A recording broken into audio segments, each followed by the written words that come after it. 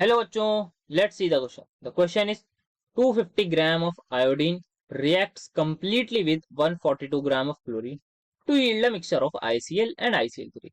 Ratio of moles of ICl and ICl3 is 1:1, 1:2, 1:3 and 2:3. तो यहाँ पे सबसे पहले देख लेते हैं क्या हमारा की कंसेप्ट यूज होने जा रहा है इस क्वेश्चन में. तो की कंसेप्ट जो यहाँ पे यूज होगा वो हमारे मोल कंसेप्ट में का ही एक टॉपिक है जिसका नाम है स्टोशियोमेट्री. तो हमें यहाँ पे स्टोशियोमेट्री लगानी है, किस तरीके से हम मोल्स निकालेंगे यहाँ पर रेशो. तो यहाँ पे सबसे पहले हमें क्या पता होना चाहिए, हमें रिएक्शन पता होनी चाहिए आयोडीन और क्लोरीन की to give ICl and ICl3. तो आयोडीन हमारे पास होती है I2 plus Cl2 that is chlorine. क्या प्रोडक्ट मिल रहा है हमें, हमें दो प्रोडक्ट मिलेंगे. One is ICl3 plus one is ICl3. ICl and ICl3 ये हमें दो प्रोडक्ट्स मिल रहे हैं. रिएक्शन बैलेंस करने की कोशिश करेंगे तो यहाँ पे हमें आई थिंक यस यहाँ पे हम 2 लगा देंगे तो रिएक्शन हमारी बैलेंस होगी. तो स्टोशियोमेट्री क्या कहती है, स्टोशियोमेट्री सिंपली ये कहती है अगर मेरे पास 1 मोल आयोडीन का है वो रिएक्ट करेगा 2 मोल क्लोरीन से तो क्या मिलेगा, तो आप सभी को मिलेंगे 1 मोल ICl3 का एंड एक ही मोल ICl का, सॉरी 1 मोल ICl का, 1 मोल ICl3 का. तो ये कहती है स्टोशियोमेट्री हमारी.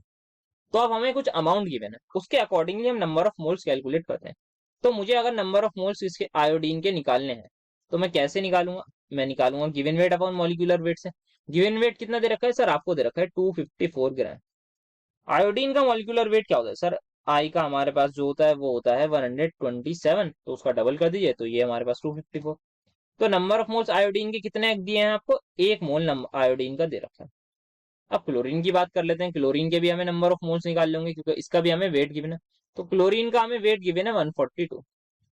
तो गिवन वेट हमें पता है, मॉलिक्यूलर वेट कितना होगा, एक Cl का जो हमारे पास होता है वो होता है 35.5 और Cl2 का हो जाएगा 71.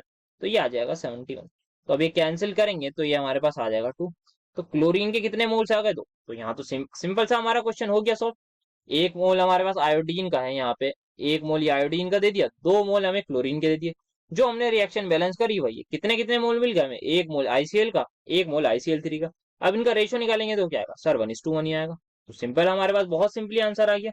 तो यहाँ पे अगर अब हम देख पा रहे हैं कि 1 मोल हमारे पास किसका है सर, 1 मोल हमारे पास आयोडीन का है, 2 मोल हमारे पास क्लोरीन के. दोनों आपस में रिएक्ट कर रहे हैं और हमने यहाँ स्टोशियोमेट्री से देखा है कि अगर 1 मोल आयोडीन का रिएक्ट करेगा 2 मोल क्लोरीन से तो क्या मिलेगा, 1 मोल ICl का और 1 मोल ICl3 का. तो अब हमें जो रेशो निकालना है ICl इज टू ICl3 का वो सिंपल आ जाएगा 1:1. तो आई होप आपको ये बात समझ में आई होगी, बहुत ही ज्यादा सिंपल सा क्वेश्चन था. So the final answer is going to be option number. Hope you understood it well. Best of